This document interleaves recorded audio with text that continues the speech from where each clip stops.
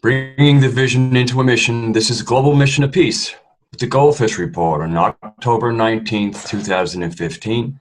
I am Radagast, and I am joined by Steve, our European correspondent. Hi there. Hi, everybody. Sanjay, the wonder from down under.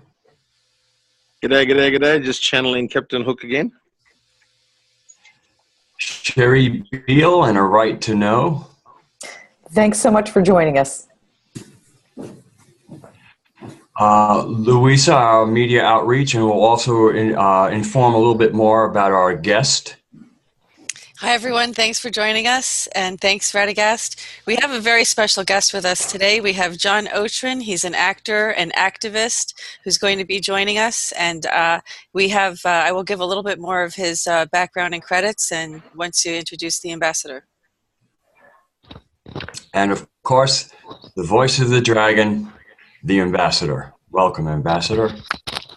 Welcome, everyone, and also welcome to our special guest. We had already quite long talk before we had this started this program and getting acquainted and discussing these things, and it's going to be interesting to hear him present this to the people, and and I would love to ask Luisa to start, and everyone else to start talking with John and learn more about what he has to say. Okay? Thank you very much.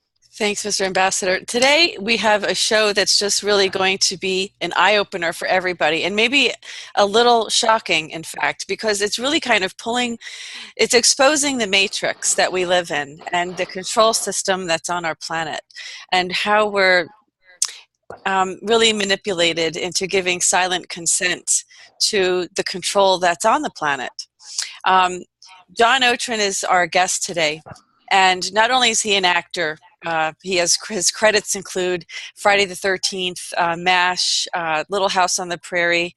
He's been doing acting for many years, and I think what he says his credits that he's most proud of are his activism work that he's done in AIDS and the public service announcements that he's been involved in helping to bring awareness and compassion to the whole AIDS crisis.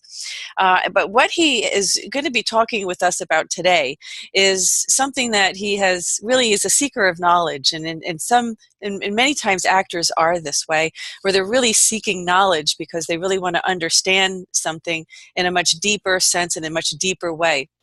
And we have a very deep subject to talk about today, which we can really only get into in an introductory manner because it's very complicated. And so we're going to do our best to try to not overwhelm people, because even I'm overwhelmed by it. And I tried a little bit last week to kind of talk about this whole system of being, bonded, by the state and by the government and other controllers. And John is going to go into detail about this. And just so everyone knows, the ambassador is extremely knowledgeable on this area as well. So there's going to be really a lot of information session going on with this report today. We're going to have our panelists ask questions.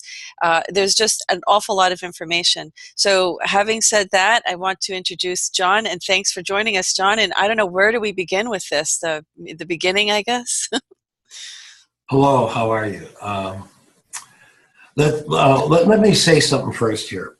I studied with a very beautiful man who passed away. His name was Corey Allen.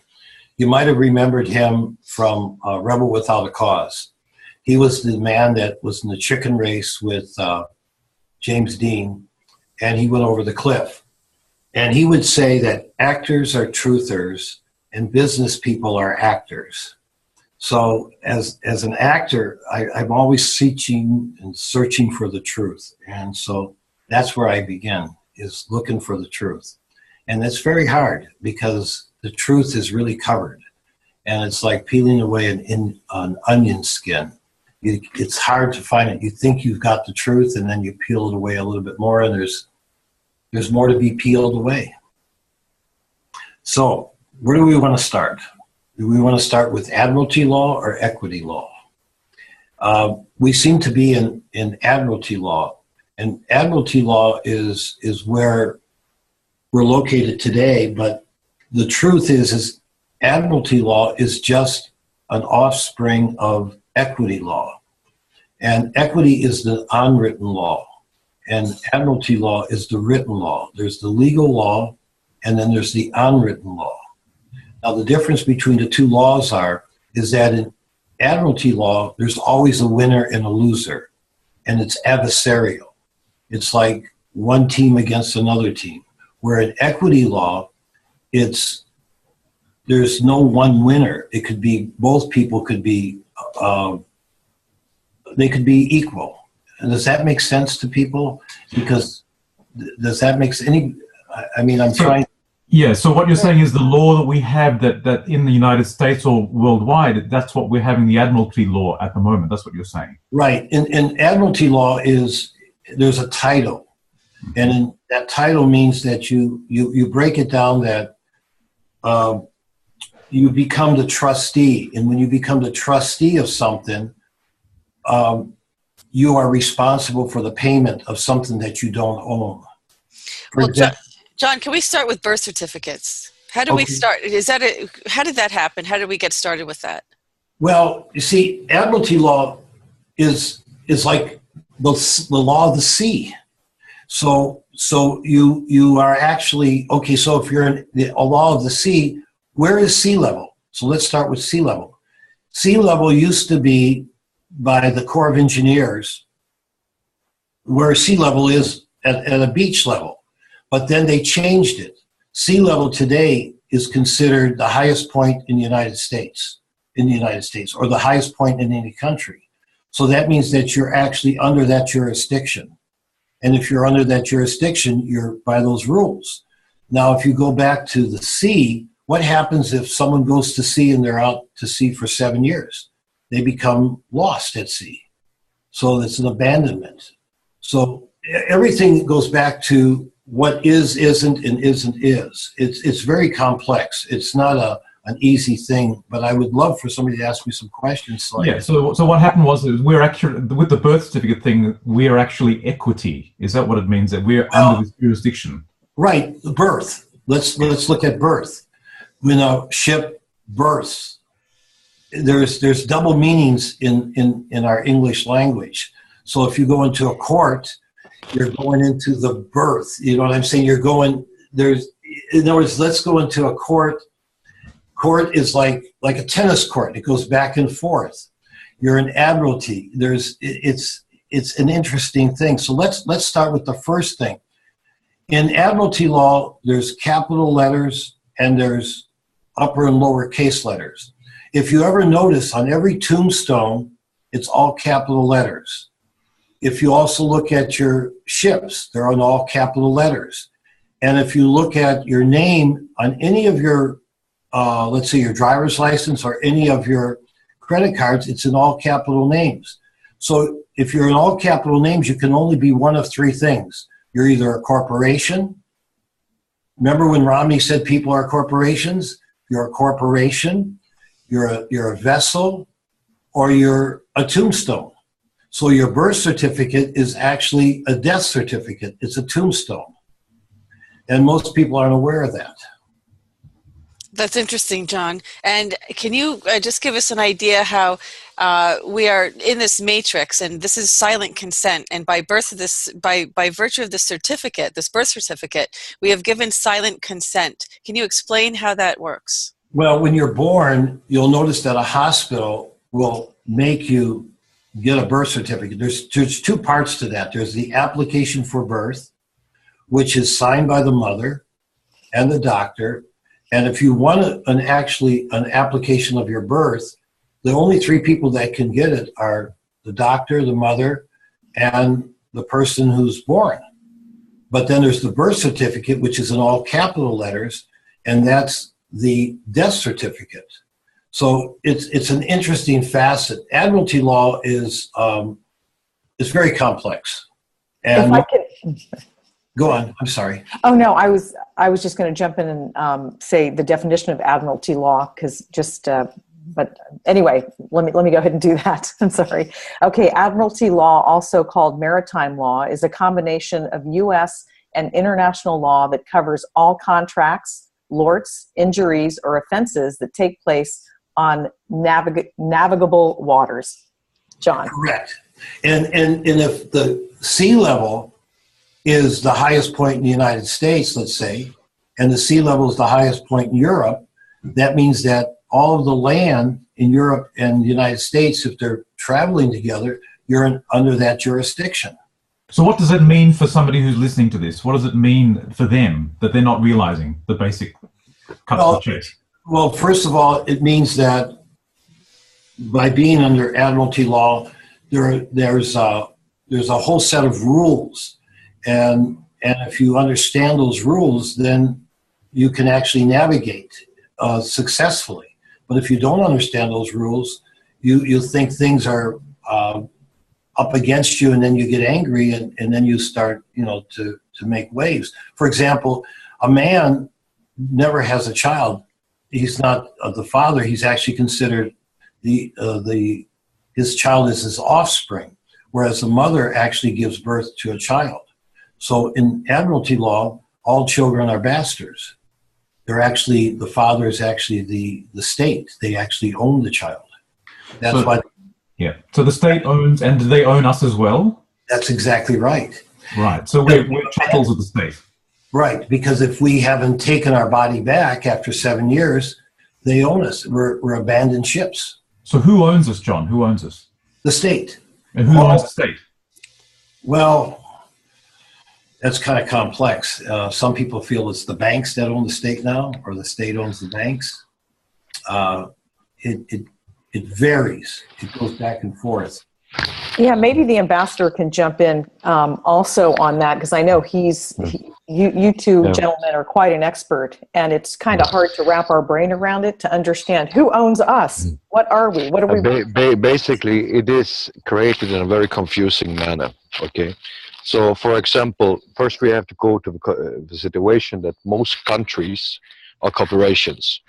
Okay, so basically the corporation can make a claim that they own you, and so basically when we look at that situation that countries are actually corporations, so who owns us? That's the important question. Now the important question is this way: we can take for example myself. I do not have a birth certificate. Okay, is it because I lost it? No, because I never had a birth certificate. Does it mean that I was never born? Yes, I was born, but I don't have a birth certificate. On the other hand, my son, which is born in another country, do have a birth certificate. Okay? And so the situation here is that when a person when the birth certificate comes in, it's actually a bond. Okay? It's a promise of payment. It's a calculated income for the corporation. The corporation in itself goes through their central banks, okay, to other institutions like the Vatican Bank, where this bond will be kept, because the Vatican is the master of the seas, so they are the head of the Admiralty law system. So they will be the keepers of your soul. They're the owner of your soul. Maybe John can go more deeper into that, how that whole based in. But basically, so you are borrowed again. So when you go into prison, you're defaulting on your payments, and that's why you have these years that you have like a criminal record, and after that it will disappear, and so on, depending on what type of crime you're doing. But as well, when you go to prison, you will have to work there. Okay, so in the system is all based on slavery, and a very wise prophet 1,800 years ago almost was making a prophecy that was stating that in these end times, we would see the biggest slavery of the history of mankind, but people would not realize that they are slaves. We are at this position right now. So basically, when you are born, that birth certificate becomes a bond. That bond is used by the central banks in each country to borrow against. Okay, and as you know, these central banks are privately owned corporations. So basically, we borrow against it, and basically also the Vatican is the biggest debt holder on the planet, okay? And so that's an institution that keeps the debt, okay? And so in reality, in this sense, okay, it's the whole system that we're looking at today, people can say, oh, it's all a fraud. No, it's not a fraud, because we're living it. We are silently consenting to it every single day. And as long as we're using the US dollar, as long as we are taking social security checks, as long as we're taking food stamps, as long as we are doing things, going to the hospital, opening bank accounts, and we cannot act without this number. And again, we go back to the 666 system of Antichrist, where basically you will not be able to do anything unless you accept the mark of the beast. And as long as you accept that you are a number, okay, and without that number you cannot do commas, you can do nothing, which is written that's supposed to be happening. And that's what's happening right now. So right now we are staring and living, the system that was created by the Antichrist. Now people can say that, okay, what do Ambassador mean with Antichrist? And we talked about that earlier, me and John, that basically Antichrist was an entity that was existing for long before Jesus came into place. And if you look at the Torah, you have, the serpent, which Christians think is the devil, but the serpent is the deceiver. Basically, in the Torah, the devil and the serpent is not the same entity. It's two different entities. It's in the Bible where it becomes the same entity. But in reality, this entity is the deceiver. He has an Aramaic and Arabic word which is called Bajal, which means the deceiver, and he has a PhD in deception. And he is the mastermind behind this whole system. It is all created for a world domination, which was prophesied in the Bible, in the Quran, in the Torah, long time ago. So what we're doing is that we're having some sick, twisted people around the world that actually is running this beast and basically controlling it. So that's why basically what we are trying to do here is just create an awareness of how actually things are in reality. But like I said, it's a very complicated matter. I mean, me and John probably would have to sit here and do many GoldFish reports in hours to try to go find the details. And in some cases also I have to be restricted to what I say because, of certain reasons. But it's very important that, it's important to see what is the fact, okay? And the fact of the matter is that this birth certificate is basically one of the gates, okay, for this fraud, okay? John can maybe elaborate on what I was talking about. Absolutely. Absolutely. One of the things that you said there was the trust. The largest trust in the world is the Catherine Trust, which is in the Vatican. And they hold the birth certificate, which means they hold your pledged soul. And how did that happen? It happened this way. Back in 1917, they passed in the United States an act called Trading with the Enemy. And in 1933, they passed House Resolution 192, which made it illegal to have gold. And at that same time, they passed the Banking Relief Act, which made everybody enemy of the states. So what happened is that since you cannot pay a debt with a debt, they had to find some way to make money work. And the way that they make money work is by pledging everybody's labor. So when you have a birth certificate, they actually pledge into the banks $1 million. That's what runs the country. So that makes you your pledged labor. That's why you always hear the politicians talking about jobs, because they need pledged labor in order to make this economy work, because they can go out of the system. And that's why they're always talking about jobs. But the best way to get people to work is to take away jobs so people want something that they can't get. Instead of having professions, they want you to be working. And it's the demise of the middle class that way. So if I understand you correctly, John, the debt, you can't pay it with more debt, which the US dollar is debt anyway. So you can either pay it in your work or gold. Right.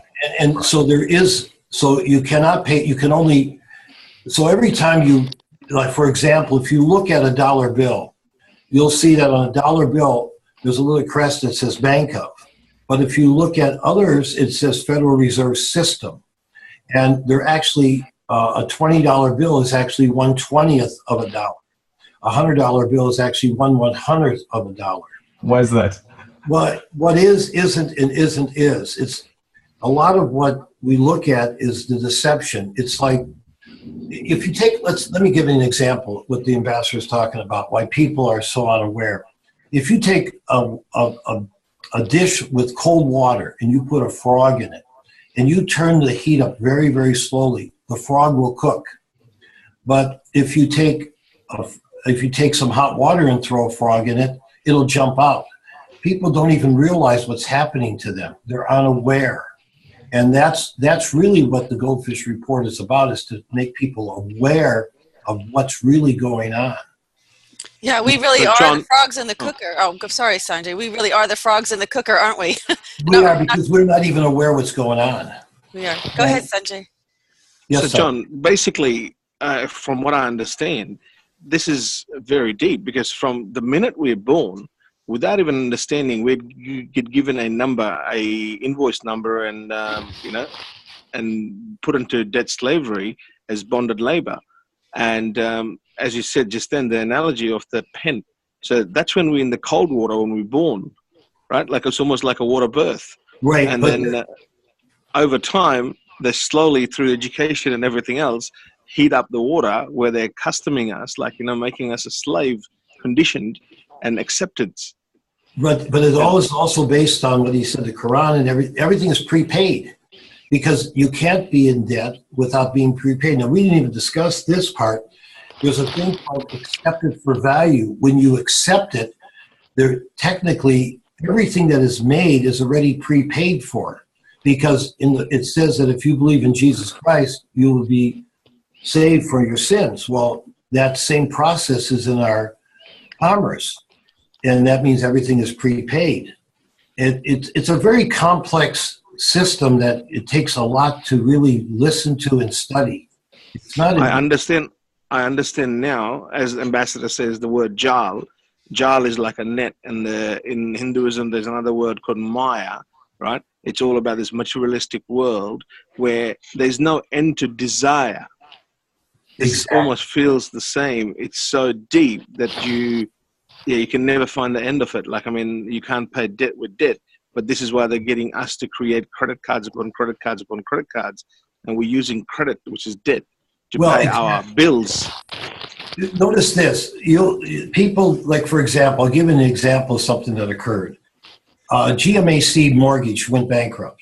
They had to send everybody that got a loan what's called a B-10 form. That B-10 form is, if you file a B-10 form, that means that you're the creditor. That means you're the creditor. So when you signed an application for a loan on a house, it's your signature that created the money, because the banks are actually fictions. There's no real person there. So your signature actually creates the money. Your pledged labor creates the money. Have you ever gone to a shopping center and you see someone there collecting applications for credit cards? They have those applications on Wall Street. Right. It's called securitization and forensic audits. It's very complex. John, can you explain to us, or maybe the ambassador, what this training I want to say something here very important, is that's why it's so hilarious when you see people talking about communism. Okay? Yes. Because like communism is such a great evil and blah, blah, blah, blah, blah, blah, blah, blah. And the problem is this way, is that if you look at yourself in the mirror and then you ask yourself that what is communism? What is this, what we are doing, the slavery that we are, the tyranny that we are under? It's like the same evil. Okay? It's nothing that is better, it's nothing that is less. It's like I used to say many times, like the philosophy of communism is a very good idea. Unfortunately, it doesn't work with people. Okay? Why? Because in the communist world, everyone's supposed to be equal, and then some people were not equal, and people wanted not to be equal, and then people start inspiring things. So the best way to keep people slaves is by keeping them dumb, not knowing what's going on, making them feel that they are free, making them feel that they have a democracy, making them feel that they have an opinion, and in reality, it's just an illusion. And this is why I'm stated many times that we are living in an illusion of democracy. We're living in an illusion of being free. In reality, we are not.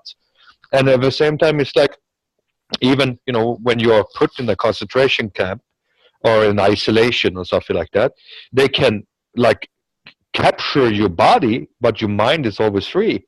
It's like I usually say, the dream world, when you're dreaming during night times, is very exciting. Especially for me, I'm a person that has a lot of dreams. And, you know, I'm feeling more free in the dream world than I feel in the normal world on the, you know, here on the planet. It's just that certain things in the dream world you can't experience that you can do in this world that we are here. But I think this is very important to realize what we're trying to teach now with this lesson in this first interview. I think we should do more interviews with John, because he has a great, you know, sea of knowledge here. But it's the understanding of the system. I mean, the system is very simple in reality. We are being born. When we are born, we have a birth certificate. That birth certificate is sent through our central banks to the banking institution at the Vatican Bank. They will borrow money from some entity. Okay, that particular entity is actually the one that owns everything. And when we talked earlier, we talked about that basically the Bible or the Torah, and so also the Quran, because it's also recognized as two scriptures, is basically based, the admiralty law of the system is based on that concept. And so basically what is happening here is that you're having a divine law that is twisted against us. Okay? And so what is clear in this whole thing is that is this look and opinion about debt. Okay? If you have a debt, you cannot come to heaven. If you have a debt, okay, you will have to be cleansed. If you have a debt, okay, so basically you are slave to the person that you owe the money to. This is all from these three scriptures. Okay, so basically this is the fundament for the world control of the whole situation. And maybe Jan, you could you know, explain a little bit more about this free trustership and how it works. Yes, okay. There's one thing there's some good news on this though. And the good news is that there's a word called notice, but people don't look at that word. Notice, N-O-T-I-C-E. They have to give you notice, and most people ignore the notice. I would be willing to bet that if you look in your living room and you take the cushions up, you'll see, they'll tell you what the cushions and the couch is made out of, and you'll see the biggest word there will be notice, but people ignore it. It's right in front of us. A police officer, when they stop you, they don't just give you a ticket. They give you grace. They give you an opportunity. They give you notice. They say, do you know how fast you are traveling? They allow you to actually say something. See, everything is based on equity law. Even admiralty law is part of equity. And if you really look at it, what we do is we don't even see what's in front of us. And that's the first thing. So I think the best news is that if nothing else that we take away from this session today of the GoldFish Report is to start looking around at what we pick up, and there's the word notice. When you go to a restaurant and you take ketchup and you put it on your French fries or whatever, notice what the ketchup is made out of. When you look outside and you see a sign that says notice, start looking around and start realizing the world around you, because that's where we go. That's where we start going brain dead. We're not really looking at the world in a very positive way. We just take it for granted. And that's the first element, is the word notice. It's the most powerful thing that they have. When there's foreclosures on houses, they give you notice. When the IRS comes after you, they give you notice. Most people just ignore it. They say, I'll do it tomorrow. I'll do it later. And when you get something in the mail, you don't complete it. The second part of that is that you don't perfect the notice. In other words, if you ever notice when they give you a Social Security card, They don't have you sign for it. You've accepted the contract. You've accepted whatever. The bank will say, we're going to up your interest rates. You don't object. You don't listen to them. You just take it for granted. Now, I want to go a little bit into equity. In equity law, it's what's called give me a second. Just give me a second. I just wanted to state one thing. This is very important. Because also, as you notice, we're talking about notice here, is that Satan, okay, cannot make you sin. He can tempt you, but you are the one committing it. So basically, in reality, okay, this is the same basic system. You know, you're basically silently consenting or consenting with it by not paying attention. Well, that's like saying hiding in plain sight. So we're not seeing it. We don't see it, though. It's hard to see, isn't it? It's just No. Not only that, it's based on ignorance. That's why we're waging a war on ignorance, and that's why we have this program to start with. So, but please continue, John. No, but this is exactly, the ambassador's right on. They even give you notice in movies. They'll tell you in the movies what's going to happen. They look at right now in California, you see notice tsunami warnings. They give you the notice. How many people ignore it? Does that give them permission to do it then when they give you notice? That gives them permission? Because you've accepted their contract. Through your silence. Your silence is notice. I mean, is acquisition. Is giving them permission to do what they want to do. And I think part of it is quantum physics. They want our thoughts to go out in the direction that they want because they know how powerful quantum thoughts are. Thoughts become things. Thoughts become things. I want to see if Radagast wants to jump in here. Brother Radagast has so much, he knows a lot about this too. He's been so quiet sitting there, but I want to see if Radagast has a question or a comment or something he'd like to make on this subject, because I know you know about this, brother. Yeah, no, I want to keep the flow going. The ambassador and John are doing such a good job, and other people asking questions. It's staying on track. I'm delighted to be a part of this. Okay, let me break something down here. What's called trust law, and everything is based on trust law. And this is really important. If I want to grant to you my ownership of the Brooklyn Bridge, I can actually give you a quick deed that grants you. But how much of the Brooklyn Bridge do I own? 0. So you can't grant anything until you become the grantee.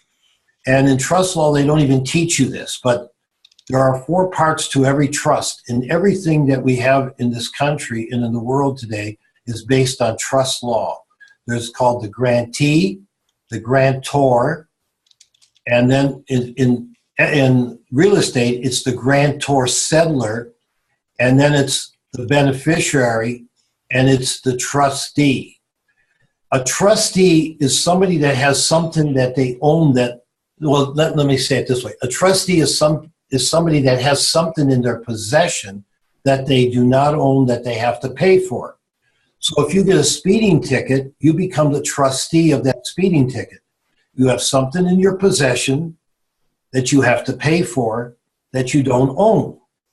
So the highest form of ownership is to be the beneficiary.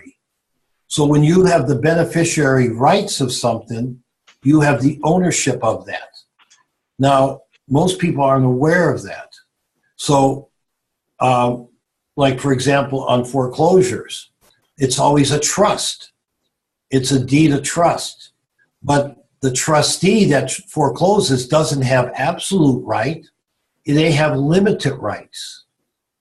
Do you follow what I'm saying? Does this make sense? So everything, like when the ambassador is talking about the system of money or the birth certificate, it becomes a trust, and the state owns that trust, but we become the trustee, so we have to pay for it. And so it's a very complex system of trust law. John, one question either for you or for the ambassador.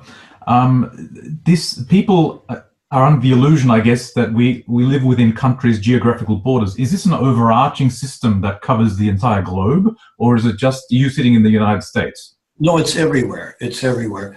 A good movie that really goes into this, that has a lot of symbolism, is called The Wizard of Oz. if you really look at the Wizard of Oz, the Wizard of Oz is actually talking about all this. And most people aren't even aware that, because remember in the Wizard of Oz, we have the power. In other words, the reason that Rome has this power is because we've abandoned it. The Pope has no power over what we don't abandon, but they have to give us notice. And once they give us notice and we abandon, then we have no power.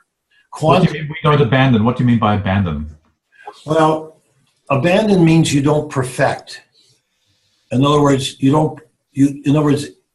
okay, the next time you look at a bill that's sent to you, it's not really called a bill. They'll never say it's a bill, they'll say it's a statement. And on that statement, there'll be some numbers. That numbers are actually trust numbers. So you have to accept those trust numbers and put it into your own trust and send it back to them. In other words, when you accept any kind of letter in the mail, you're accepting that contract.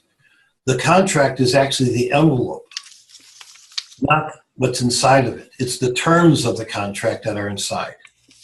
The actual envelope is the contract. It's all contract law.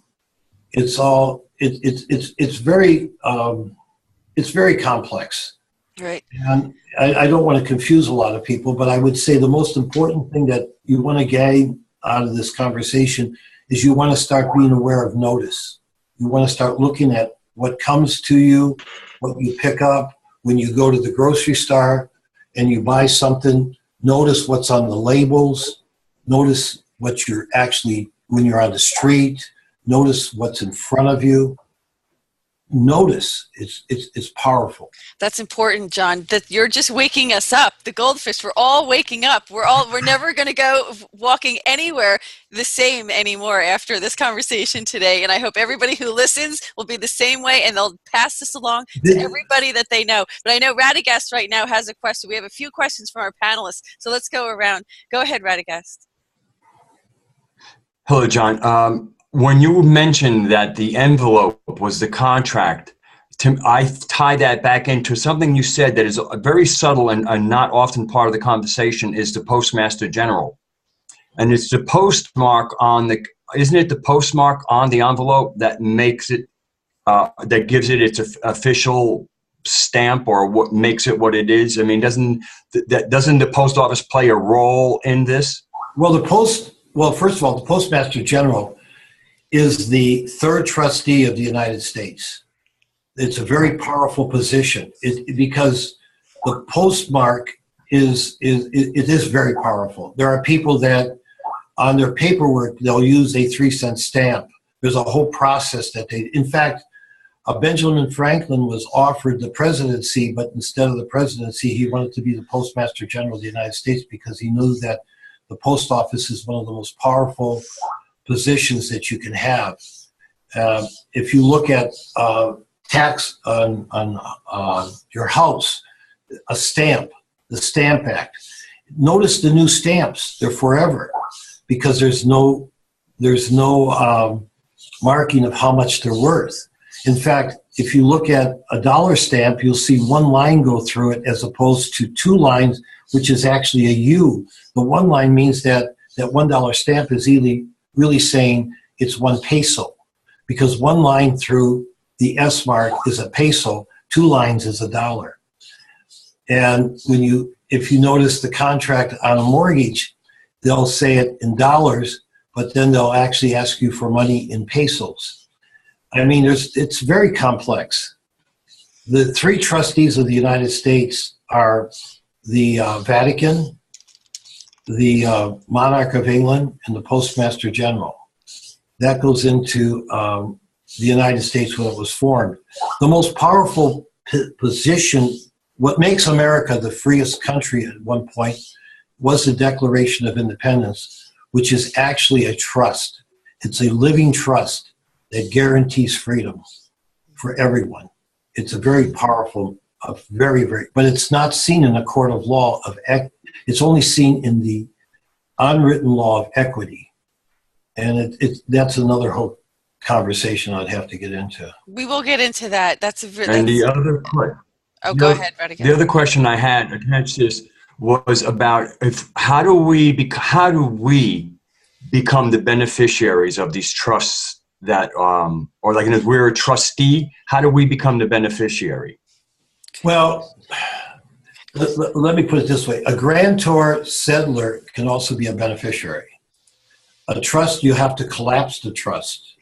In other words, to become the grantee. It's a very complex thing. It's an awareness. It's an awareness that it's not a simple thing. There are people that I've studied with that I think Louise is going to post in the information below that I've studied with for years. Different people that they always preface it by saying this is for educational purposes because this is not for legal. Everything that I'm saying is for educational purposes because if I said I'm not practicing law, I'm just a student of history. I'm a student of this. It's something that you have to ingest and be responsible for yourself. It's something I can't do for you. I'll give you a good example. A man on his dying. Say somebody and they're passing away. You cannot accept them for their sins. They have to accept themselves. This is something that we have to do ourselves. So it has to become something that we learn, internalize, and then do for ourselves. This is something I can't do for you.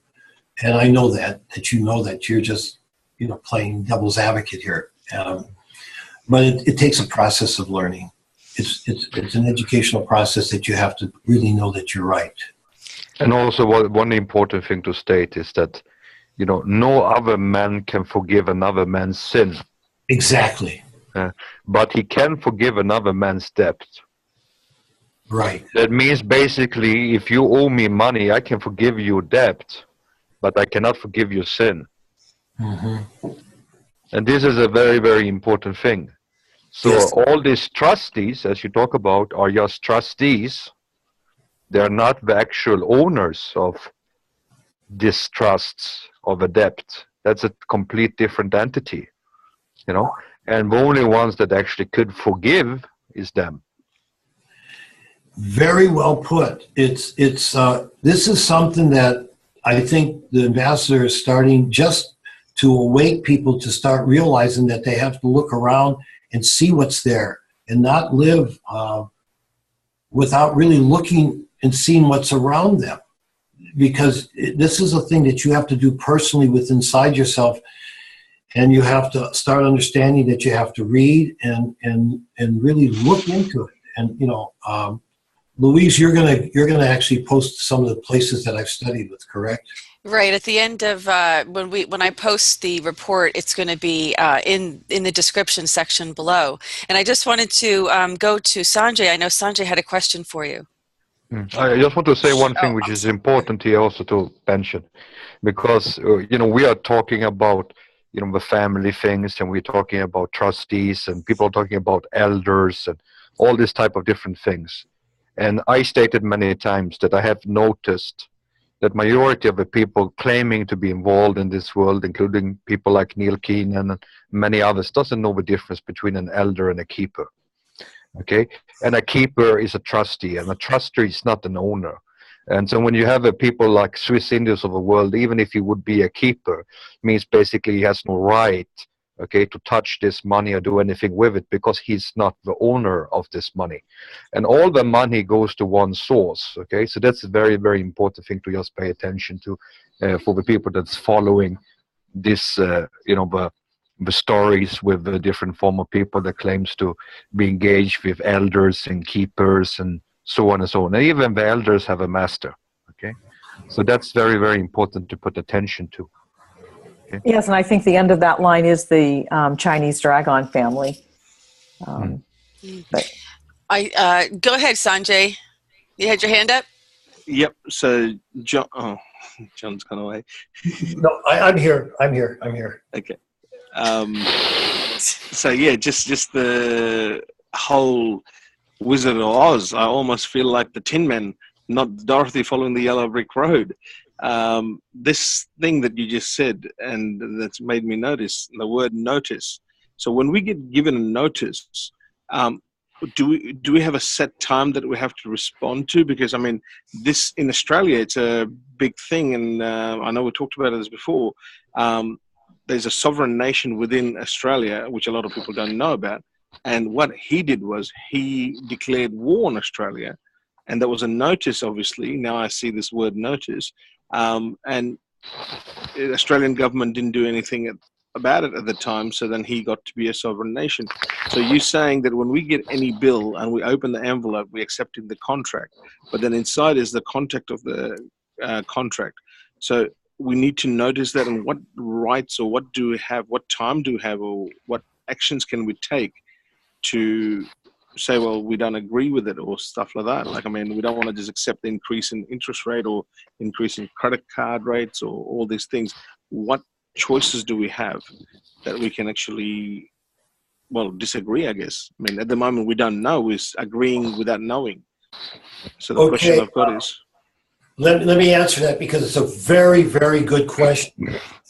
And in Admiralty, you have a time limit. In Admiralty, you have a time limit. And if you don't do it in Admiralty within a certain time limit, you give up those rights. But in equity law, there is no time limit, because equity law is totally different. Equity law is equitable. I'll give you a perfect example of an equity law as to, in the Bible, there's the woman who is the adulteress. And the reason that she isn't stoned is because in equity, you have to actually have a real party of interest that has to come and confront the person. But when there's a bank loan, there is no real party of interest, because remember what we just said about bank loans. And we said that it's a debt, and you can't pay a debt with a debt. So the banks haven't lost any money, because when they took them off the gold standard, it went into a debt. So the reason the woman was never stoned in equity law is because the real party of interest was the husband, and he never came forward.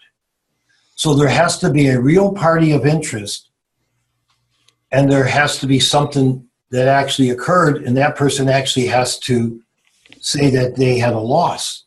So the woman went free. So in equity law, there is no time limit. There are different rules for equity than there are for commerce. I'll give another example.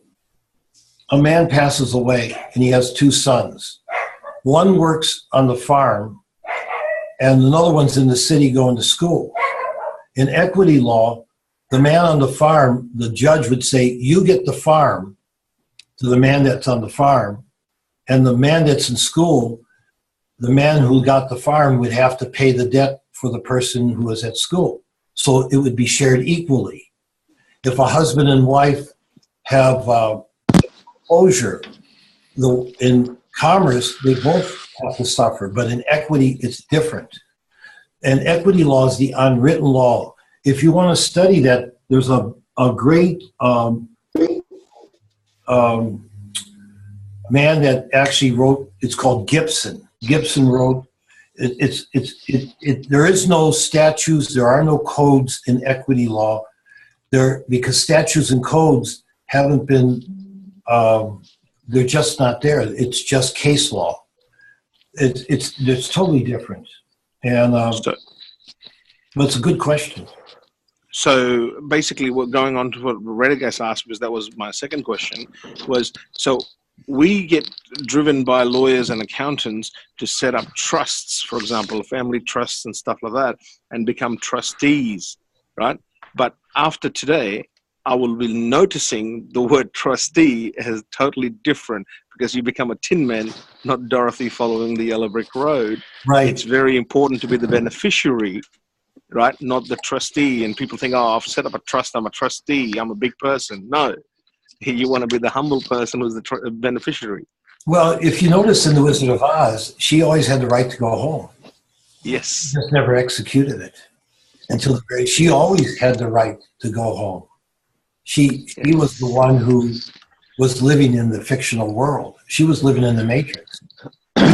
Power. So we do have the power to call parlay and not walk the plank and said, take me to the captain. Yeah, you do. It's just that the most important element, and the ambassador has really been talking about it, is knowledge and wake up. Wake up.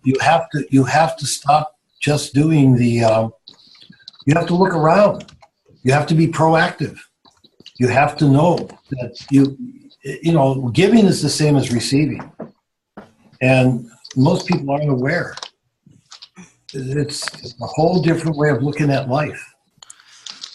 Okay, we have another question. We have Sherry from our panel who has a question. Go ahead, Sherry. Yes, Sherry. You're muted, Sherry. Sorry, guys, took me a second to unmute. Apologies. So yeah, I would just like to make a quick comment and then sort of just give a sort of my closing. But and here's my comment. And John, correct me on this. I've studied a bit about it. You've studied a lot more about it. From my understanding, there is a pot of, we'll just call it a pot of money that's in each person's name. Each person that has a social security card or number in the US who has a birth certificate, there exists a pot of money that is probably way more than I could ever guess on my back that I'm not aware of. But there is a way, and we're not going to go into it today, but there is a way for me to take my, what are we calling them? Notices. We're calling them coupons, bills, and submit them in a certain way to a certain place and have them paid for. But I'm just going to stick with, briefly, there is a pot of money on all of our backs that we can dig into if we become aware of how to do this. Is that correct, John? Yes, there is. But Winston Strout. There is, but it isn't the way people think it is. Let me explain. It's not real. It's fictional, and you can't take it out. In other words, it's a very complex system, and I think the ambassador hit upon it. The United States is a corporation. All corporations are connected. So let's say, okay, they call it secured. They securitize the money on the private side. So in other words, if you get a loan for a house, say for $450,000, they need to use that money to run the government, and they actually, out of that securitization, will make about $92 million out of $450,000 loan. But you can't take that money out because it's actually debt money. It's fictional money. You may be able to have your bills sent to them, but you won't. It's not cash. In other words, your dollar bill, if you look at your dollar bill, it's got two numbers on it. It's a number on it. That's a trust number. That's actually a bond trust number. And bonds are not really money. They're actually they're there to make the world a better place. It's just that it's been abused by certain people. And I think what the ambassador is talking about is not to use that abuse anymore, but to actually get it to be there to actually run the government in a more educated, profitable way for everybody to have a better quality of life. Yeah. That money, if you took out $1 of that money, you would go to jail. In other words, that money is there to pay a debt, but not to actually, there's two kinds of money. There's money of exchange. People have been successful submitting bills to this, and we're not going to go into it today, and having those bills paid. You have? No, I'm saying people have.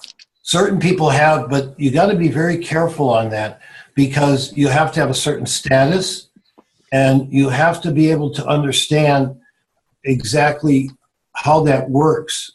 And it's not an easy system of doing it, and it's not real money. It's money that's created to run.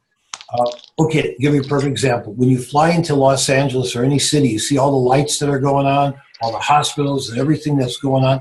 that money is used to run so that everybody has a better quality of life. And it has to be done in a proper way.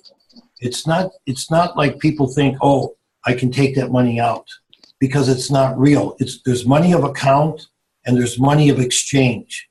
Perfect example. Let's say you go to church and you want to tie 10% to the church, but you don't have money, you have a garden. So you take a basket, 10% of your fruit, 10% of your vegetables. That's money of exchange. But money of account is actually debt money. It's totally different. Okay, so we won't get, that's something you tread very lightly. You got to know what you're doing. And I just want to give some closing remarks just to share with our GoldFish report audience. And, you know, it's like we are in this matrix of debt slavery, which we're talking about, but we are discussing things so that we can all wake up as to what's really happening, because before we change anything, we have to wake up to what's going on in this matrix. And, you know, it's all the monetary system, which is creating this debt slavery, and we don't have to live this way. I'm really looking for a future that works its way into no monetary system at all, so that we can all wake up in the morning feeling enlightened, feeling happy, doing what we love to do, and doing what our passion and our talents are. So I just had to add that. Thanks, Sherry. And is this really, I think what Sherry's talking about here is that the back-end trust, is that what it's referred to as the master file trust? John, have you heard those terms? Well, there's what, if you take, when you get what you think is a bill, it's actually a statement. And you'll notice that on every statement, there's always going to be a blank page. That's the private side accounting. In other words, it's what's called double bookkeeping system. In other words, every debt that you think is a debt on a credit card or anything that's called capital is actually really paid for already. But they're only sending you half of the statement.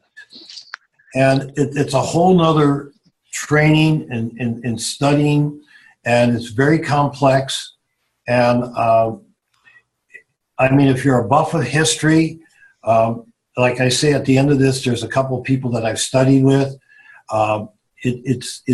It takes a lot of energy. It's a lot of fun if you're into history, because you're going to connect the dots. In other words, the dots that what is, isn't, and isn't is. It's like I said, there wasn't a civil war in the United States. There was a war between the federal government and all the states, and they conscripted the North to fight their battle. And out of that came property tax.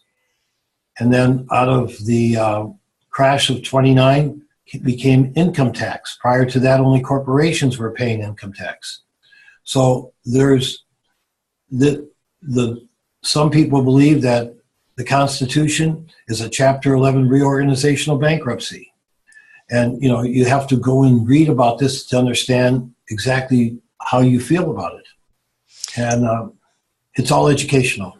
John, does this have anything to do with being an enemy belligerent? Do you know that term? Can you explain that to us? Okay. Well, in 1917, it was Wilson who passed Trading with the Enemy Act. And the reason they did that was because there were a lot of people from different countries that they didn't want to, you know, it was called Trading with the Enemy Act. So everybody outside of the United States that would trade something would be considered trading with the enemy. In 1933, they passed the Banking Relief Act, which made everybody enemies of the state. Now, there's a thing in commerce that, and it's also in nature, where you see poison ivy, within 5 feet, you'll see the antidote. Within those acts are the relief of it also. But in order to get the relief, you have to look at what's in there. In other words, you want to authenticate and have ownership so that you're not trading with the enemy. But everybody is considered enemies of the state. Also, everything that's done by executive order by the president is totally legal. They don't do anything illegal. Most people get angry because they don't understand the law. They're doing everything legal. Everything that Bush did, everything that Obama did, they do everything under the law. They don't break the law. John, know how it so well. do they get away with this? They don't really expect us to know this, do they? Yes, they do. Oh, They do. It's part of the law. Equity has certain laws that equity requires you to know all this. In fact, one of the things that's very harsh in equity law is that equity has no excuse for people being poor. Equity is very fair, but equity has no excuse for things. But equity yes, you are expected to know this. And notice, like I say, is probably the most important thing. And studying, and maybe not that I want you to turn off TV because I'm an actor, but turning off the TV and reading a book, spending some time with the family, doing some community service, understanding the people around you. This is, how many people go and get on the freeway and never really talk to anybody? How many people get on a train and look at their iPad but never talk to the person next to them? We've become sheep, really. Maybe GoldFish is another way of saying it, but to me that's right. That's the GoldFish Report. You're on the GoldFish Report, John. That's what we're doing here. United States of Sheeple. That's where we are. Well, John, this is scary stuff, though. I'd like to really hear difficult stuff. Yeah, what the ambassador has to say about, do we have any hope for getting out of this debt slavery system? Right. Maybe the ambassador can give us an update or some hope in that area. Yeah, really, what do we do with all this knowledge once we have it? Well, I think we have to be aware that we are that frog in that water, and you see, privilege and rights are two different things. Privilege is a privilege. That doesn't mean that you have a right. You have to realize that in order to have a right, you have to be like the ambassador said, you have to repent. You have to look. I had to look at myself and say that I was brainwashed. I had to look at myself. I couldn't say it was the other person's fault. It was my fault. I have to be aware. And most people want to blame the other person. They want to be taken care of. They don't want to chop their own wood. They want somebody to take care of them. They really do. And that's really what we've become. We've become lazy. We have become lazy. Right. Did the ambassador, I think this is such a huge subject to talk about. We're really scratching the surface, but it's really even scratching the surface. This is really complicated stuff.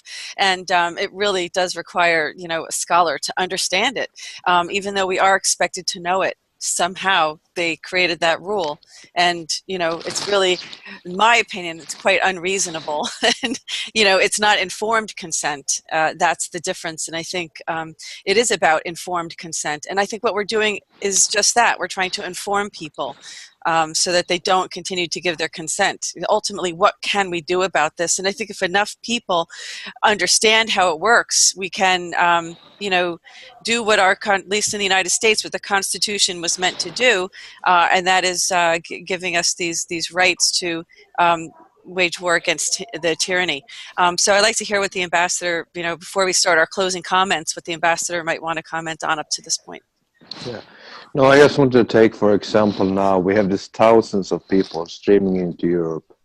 And these thousands of people is an exchanges of soul into the system. So basically all of them will receive a number, they will receive a slave work system for them to be a part of Europe or America.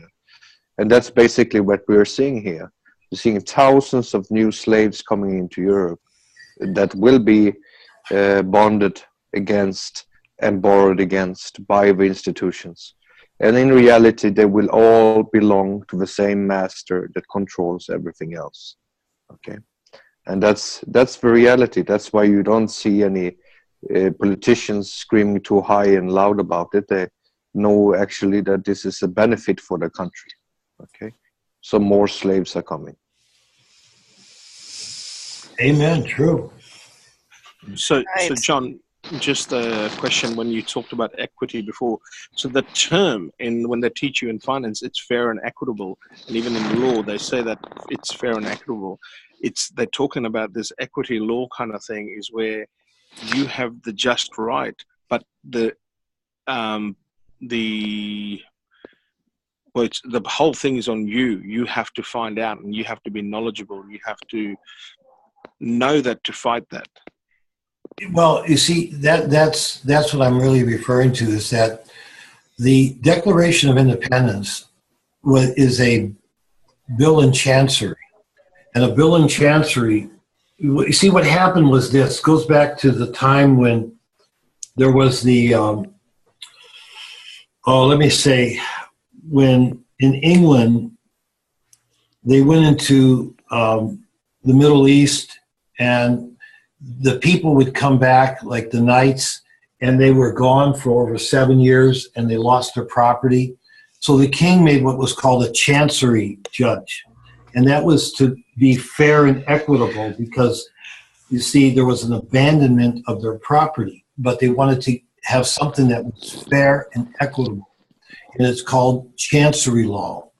And chancery is an unwritten law, but it's the law that is actually the law that supersedes all of admiralty law. Gibson is a judge from Tennessee, and Gibson's work actually goes into the maximums of equity. Some of the maximums of equity most people aren't even aware of. They are like, equity sees what is done ought to be done. Equity will not suffer a wrong without a remedy. Equity delights in equality. One who seeks equity must do equity. In other words, if I want equity from you, I must be able to do equity. Equity is the vigilant, not the ones that slumber on their rights. Equity impedes an intent to fulfill an obligation. Equity acts in persona. A corporation can't act in persona. That's why they're an admiralty. Persona means face to face. Equity bores a forfeit. Equity does not require idle gesture. He who comes in equity must come with clean hands. Equity will not support somebody that does something that's not clean. You can't go and do something that's not clean. Equity delights to do justice, not just by halves. Equity will not take jurisdiction to avoid a multitude. Let's say you have a multitude of suits. Equity will supersede those suits. And equity follows the law. Equity will not aid a volunteer. This is really important. This is what makes admiralty law. A volunteer means somebody who does not complete what they're supposed to complete. In other words, I'll do it tomorrow. Equity doesn't aid that person. Where equities are equal, the law will prevail. Between equity equals the first in order, time shall prevail. Equity will not complete an imperfect gift. There's laws in equity that are there for all of us. Equity will not allow a statute to be used to cloak a fraud. If you go, like, say, in front of a judge and he says, well, you didn't do this within a certain period of time. That's what you were asking before. That's fraud. Yeah. Equity will not allow that to happen. So, John, while I was listening to you before, what occurred to me was we have to scrap this system completely. Now, when I'm listening to you, I'm thinking the law of equity is equitable to everybody only when you understand it. So if you understand it, then you can use it to your advantage. So it's only the ignorance of the people that puts them at a disadvantage within this system. Right. And equity will not fail for the want of a trustee. That's why they can send you something in the mail, and if you don't respond, you can become the trustee. And equity, this is the most important one. Equity regards the beneficiary as the true owner. In other words, when they foreclose on a house, they don't foreclose on your house because you didn't make a payment. Technically, they foreclose on you because you abandoned your property. But if you're the equity, if you're the beneficiary of it, you are actually the true owner. But you give up that right. And most people aren't even aware of that. John, are you talking about land trusts? Well, I am. Not to get into it too much, but I mean, is that the same thing or no? It's part of it. It's like when you go in front of a judge, you notice that a judge puts on a black robe, because if you know, this is very interesting. Most people don't even realize this. You go to an airport, they ask you for your ID, right? How many times when you've gone into a courtroom have they asked you when you come into the courtroom to see your ID? Never. You know why? Because when they get in front of the judge will say this: give me your name. He didn't say, tell me your name. He said, give me your name. Now he owns your name. Now he owns you. You have just given him your rights. So, John, I fully understand now after what you just said with this equity thing, that understanding. The ambassadors, the word war on ignorance, or we changed it to mission on ignorance, right? Because we're on a mission now, is purely to empower us, right? If we understand the equity law, it is fair and equitable, and it applies to everything.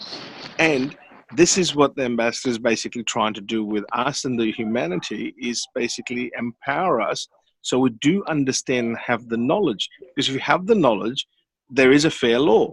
But if you don't have the knowledge, so if you're one of the goldfishers or ignorant people, and again, you talk about the Bible, it's so hilarious, and I find it really funny that we talk about the goat as the devil, but they talk about the shepherd and the sheep. So they want us to be the sheep. They want us to be nations of sheep so they can shepherd us around, instead of be the goats that'll jump up and question or kick back. Exactly. And basically what you're really saying is that what people are looking for is a free handout. And what people aren't really wanting to do is to do it themselves. Exactly. And this is... A bank will always loan you money if you have money. But if you're poor, they won't give you the money. Because... And then this is exactly what the governments are doing with us. And this is what the ambassador keeps saying. And people are like so interested in food stamps and what handouts am I going to get, right? They have trained the majority with the handouts and stuff like that. It's like, oh, my social security check, my pension check, my this check. I mean, the government's give. But Excuse it's actually me, gentlemen. really... I have to stick up for the masses of we the people. I agree somewhat, but I think that people really, if they were empowered, if they felt free, if they didn't have to be stressed out all the time about getting food for their children, that they wouldn't have their hand out so much, because it's kind of disgraceful. I think they want to have grace. I think they want to have a job that they enjoy doing, or a purpose in life, you know? So I just think that's a sort of product of what's been created. And you know, but this is, Sherry, this is what I'm saying. I'm saying that the governments have done it so well, right? That we started in when we were born, we started in this cool water, and they've slowly heated it up without us even realizing they've put us in this position. Right? Exactly. That's right, Sanjay. And I said, many times on the GoldFish Report that this is all by design. And quite honestly, we could continue this conversation for hours. And unfortunately, we are at the end of our report today. And I'd like to ask anybody if they have any closing comments to go right around. I think we're all kind of left spellbound here, a little maybe more dumbfounded is more like it. And I think we just need to really process this information, because it's complicated, it's convoluted, it's by design this way, so that it throws us off and we don't figure out what they're doing. But we on the GoldFish Report here have a war on ignorance, and you know what? Sanjay's got his pirate hat on, and I've got my riding boots on, and I'm the cowboy today, and out because we are going to win this war on ignorance. Get your samurai swords out.